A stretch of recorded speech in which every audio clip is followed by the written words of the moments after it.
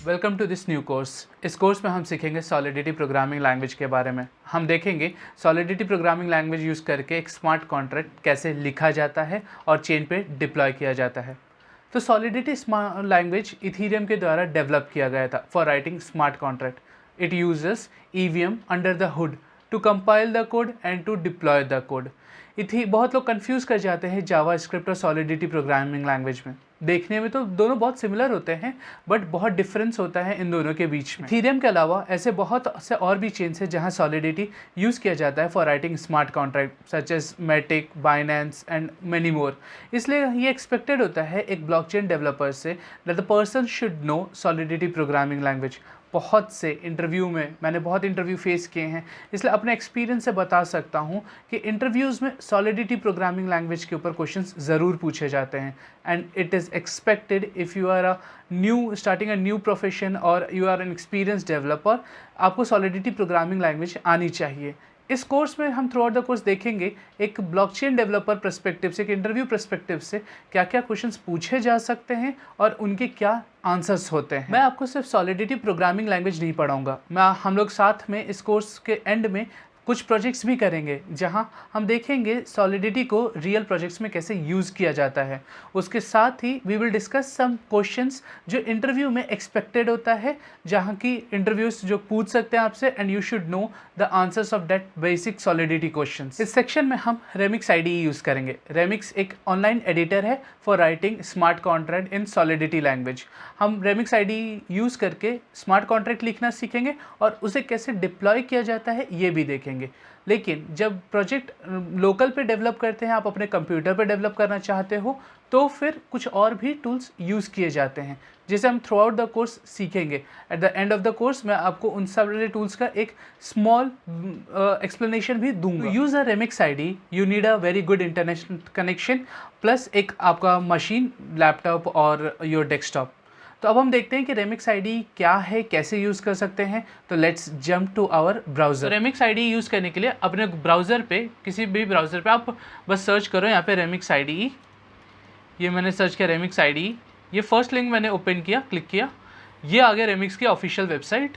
यहाँ पे क्लिक करना है स्टार्ट कोडिंग ऑनलाइन, क्योंकि हमें ऑनलाइन एडिटर यूज़ करना है। ये मेरा रेमिक्स ओपन हो रहा है और ये है हमारा रेमिक्स आईडी जो हम यूज़ करेंगे इस पूरे कोर्स के दौरान। तो पहले समझते हैं कि बेसिक फीचर्स जो रेमिक्स आईडी हमें प्रोवाइड करता है, जैसे हम यूज़ करेंगे while using this Remix IDE in our entire program. तो रेमिक्स आईडी के दो हिस्से हैं। ये है आपका वर्क स्पेस जहाँ पे आप फाइल्स ओपन करोगे और यूज़ करोगे, और ये हिस्सा कहलाता है फाइल एक्सप्लोरर्स, आप देख सकते हो। तो पहले देखते हैं कि वर्क स्पेस के क्या क्या फंक्शंस यहाँ प्रोवाइडेड हैं, उसके बाद समझेंगे कि एक पर्टिकुलर वर्क स्पेस में क्या क्या फंक्शंस हम कर सकते हैं। तो पहला बटन है to create a new workspace. जैसे आप देख रहे हो मैं इस पर जब हॉवर कर रहा हूँ तो क्रिएट का ऑप्शन आ रहा है। जब मैं इसको क्लिक करूँगा तो यहाँ पे मैं क्रिएट कर सकता हूँ। वर्क स्पेस नेम यहाँ पे एडिट कर सकते हैं, उसका टेम्पलेट टाइप हम डिफ़ॉल्ट रख सकते हैं या इनमें से सेलेक्ट कर सकते हैं। फिलहाल के लिए हम डिफ़ॉल्ट रखेंगे। तो अभी तो मैं कोई क्रिएट यूज़ नहीं कर रहा हूँ, यहाँ पर जो एग्जिस्टिंग है उसी को यूज़ करेंगे। दूसरा वर्क ऑप्शन है हमें to rename existing workspace. अगर मुझे रीनेम करना है तो मैं यहाँ पर रीनेम भी कर सकता हूँ, ठीक है। तीसरा ऑप्शन है to delete a workspace. इस पूरे वर्क स्पेस को मेरे को डिलीट करना है तो मैं डिलीट कर सकता हूँ यूजिंग दिस की। चौथा ऑप्शन है हमारे पास डाउनलोड अ वर्क स्पेस। मान लो आपने किसी प्रोजेक्ट पे पूरा काम कर लिया, सारे स्मार्ट कॉन्ट्रैक्ट्स लिख लिए, कंपाइल कर लिए, टेस्ट कर लिए, तो अब इसको आपको अपने लोकल मशीन पर डाउनलोड करना है ताकि इसको आप सेव कर सको, तो आप यहाँ से डाउनलोड भी कर सकते हो। ये ऑप्शन है to restore workspace backup, यानी कि आप अपने वर्क स्पेस को कहीं भी बैकअप भी कर सकते हो।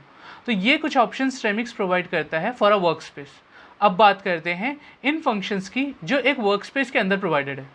तो पहला ऑप्शन आता है टू क्रिएट अ फाइल। तो जो सॉलिडिटी प्रोग्रामिंग लैंग्वेज में फाइल .sol से एंड करती है।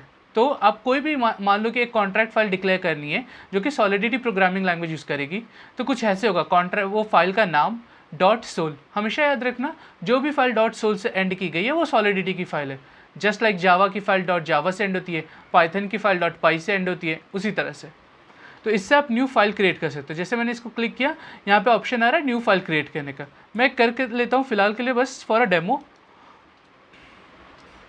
माई कॉन्ट्रैक्ट.sol। जैसे मैंने क्लिक किया वो यहाँ पे फाइल उसने ओपन कर दी, तो यहाँ मैं उस फाइल पे अपने कोड्स लिख सकता हूँ। उसके बाद आ रहा है to create a new folder. जब आप एक बहुत बड़े प्रोजेक्ट पे काम करोगे, इट्स ऑलवेज रिक्वायर्ड कि आप फोल्डर स्ट्रक्चर मेंटेन करो, जिससे कि कोड की रीडेबिलिटी और मेंटेनेंस इंक्रीज हो जाती है। तो आप कोड को मेंटेन कर पाते हो और उसको दूसरों से शेयर भी कर पाओगे। तो यहाँ से आप न्यू फोल्डर क्रिएट कर सकते हो। ये ऑप्शन है गिटहब पे अपलोड करने के लिए। अगर कोई भी कोड आपने जब ये पूरा प्रोजेक्ट कर लिया, उसे आप लोकल पे डाउनलोड अगर करना चाहते हो तो यहाँ से डाउनलोड कर सकते हो, बट अगर चाहो तो गिटहब पे भी अपलोड कर सकते हो। अगर आपको गिटहब नहीं आता है, आई वुड रिकमेंड कि आप गिटहब जाके सीखो एक बार, क्योंकि GitHub as a software developer आप throughout the life use करने वाले हो। लास्ट ऑप्शन है to upload a local file. मान लो कोई फाइल को आप लोग को रन करनी है, आपने लोकल मशीन पे लिखा अपना वो फाइल, बट उसको डिबग करना है, उसको देखना है कि कैसे वो क्या रन हो रहा है, क्या आउटपुट है, तो आप यहाँ से उसको अपलोड भी कर सकते हो अपनी रेमिक्स आईडी पे। तो ये तो फंक्शंस थे वर्क स्पेस के, बट एक बार आपने कोड लिख लिया तो उस कोड को कंपाइल करते हो आप और फिर डिप्लॉय करते हो। तो देखते हैं कंपाइल कैसे करना है। तो यहाँ पे जो थर्ड ऑप्शन है, इस पर मैं जब हॉवर कर रहा हूँ तो यहाँ पे लिख के आ रहा है सॉलिडिटी कंपाइलर। इसको मैंने सेलेक्ट किया। यहाँ आप देख सकते हो different types of solidity compilers जो अवेलेबल है, इनमें से आप सुटेबल अपना सेलेक्ट कर सकते हो। फिलहाल मैं डिफ़ॉल्ट रहने देता हूँ। अगर इसको आपको ऑटो कंपाइल करना है, मतलब आपने कुछ यहाँ लिखा तुरंत कंपाइल हो जाना चाहिए, तो इसको आप टिक मार्क कर सकते हो। मैं इसको फिलहाल हटा देता हूँ। मैंने टिक मार्क किया इसलिए इसने इसको तुरंत कंपाइल कर दिया। यहाँ कंपाइलर में आप हमेशा कंपाइल और कौन सी फाइल कंपाइल होगी उसका नाम देखोगे। तो यहाँ पे लिख के आ रहा है नो फाइल सेलेक्टेड। मैं यहाँ जाता हूँ और अपने इस डेमो फाइल को ओपन कर लेता हूँ। अब कंपाइलर पे चलते हैं। देखो यहाँ पे उसने फाइल का नाम सेलेक्ट कर लिया है। यहाँ पे देख रहे हैं आपको फाइल का नाम माई कॉन्ट्रैक्ट डॉट सोल है, वही फाइल इसने यहाँ भी सेलेक्ट कर लिया। तो यहाँ से आप इसको कंपाइल कर सकते हो। वंस कोड गेट कंपाइल, यहाँ पे टिक मार्क आ गया। एक टिक मार्क होता है जब कोड कंपाइल हो जाती है, तो फिर हम उस कोड को डिप्लॉय करते हैं। तो ये आ गया deployment and run transaction area. तो जब हम डिप्लॉय करते हैं तो यहाँ पे रेमिक्स बहुत ढेर सारे इन्वायरमेंट प्रोवाइड करता है। इन्वायरमेंट एग्जैक्टली क्यों यूज़ होता है ये जब हम आगे और पढ़ेंगे तो आपको समझ में आएगा। तो यहाँ पे जावास्क्रिप्ट का एक इन्वायरमेंट है, एक इंजेक्टेड वेब3 है। अब वेब3 क्या होता है और इंजेक्टेड वेब3 क्या होता है, वेब3 प्रोवाइडर क्या होता है, रेड हैट क्या है, गिनाश क्या है और वॉलेट क्या है, ये सब मैं आपको थ्रू आउट द कोर्स समझाऊंगा। जब हम प्रोजेक्ट्स बनाएंगे आपको बहुत क्लियरली यूज़ पता चलेगा इनका। तो यहाँ पे मैंने इन्वायरमेंट सेलेक्ट कर लिया। फिलहाल मैं डिफ़ॉल्ट VM रखता हूँ, ठीक है। अब यहाँ पे अकाउंट्स है, तो रेमिक्स हमें 10 टेस्ट अकाउंट्स देता है। ये रियल ईथर्स नहीं है, ये टेस्ट ईथर्स हैं।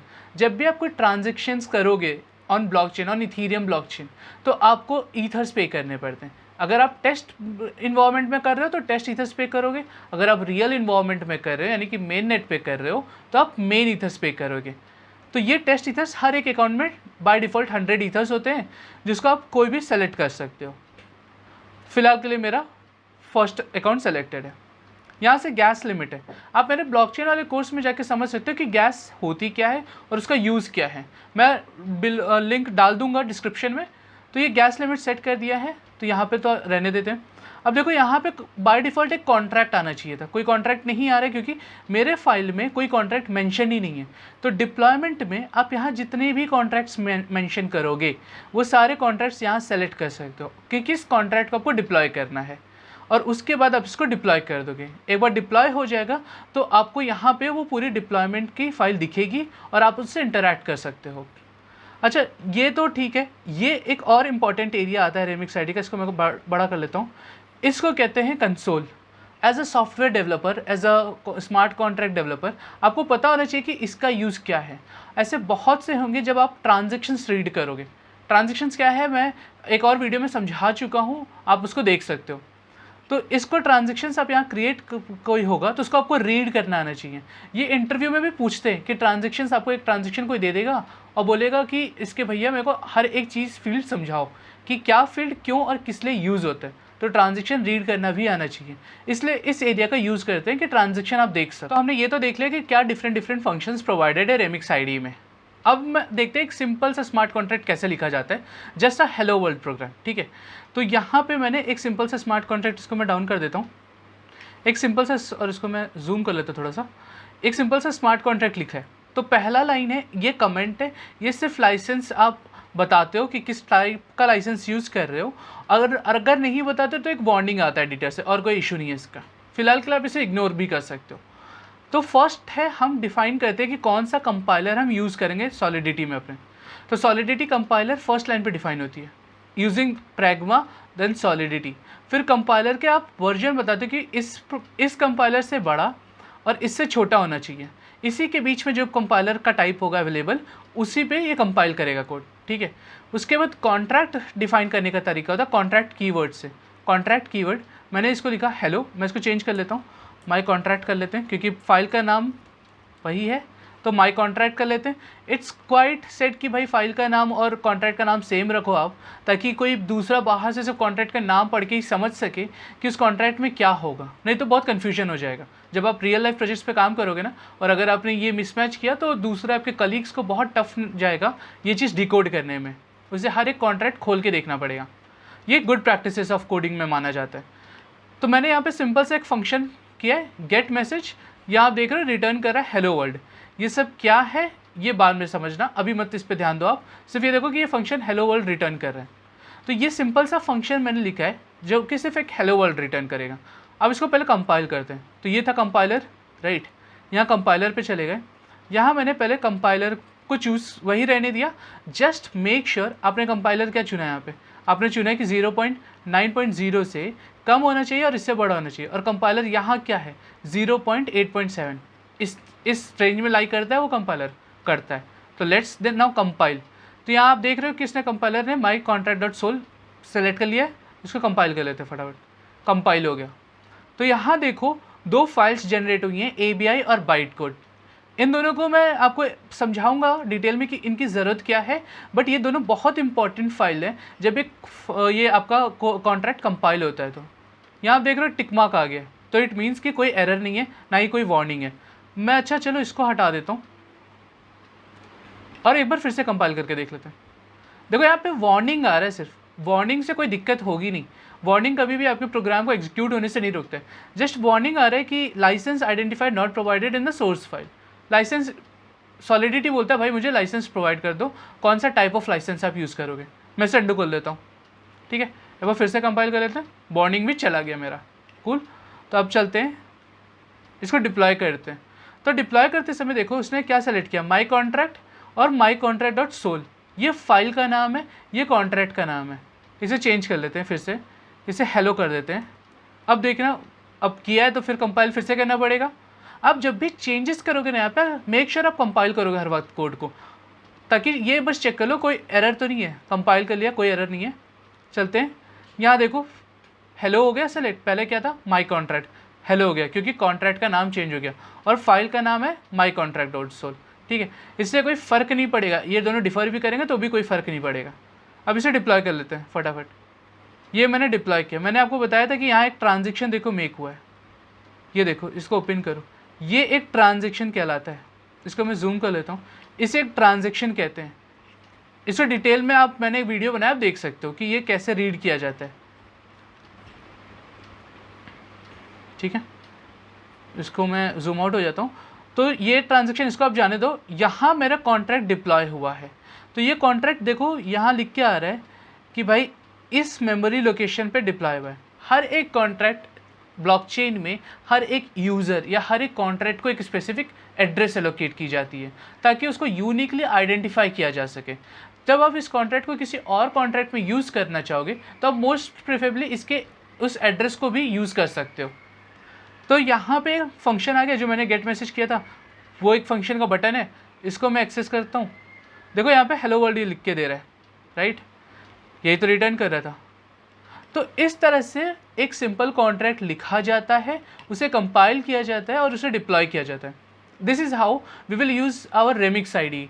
होपफुली आपको सारे स्टेप्स क्लियर हुए हों कि एक रेमिक्स आईडी को कैसे यूज़ किया जाता है। So this brings me to the end of the video. Hopefully आपको आज का लेक्चर समझ में आया होगा। अगर कोई कन्फ्यूजन भी है तो डोंट वरी, हम आगे जैसे बढ़ेंगे आपको चीज़ें क्लियर होती जाएंगी। मिलते हैं हम अपने अगले वीडियो में। Till then keep learning and keep exploring this new world of web 5।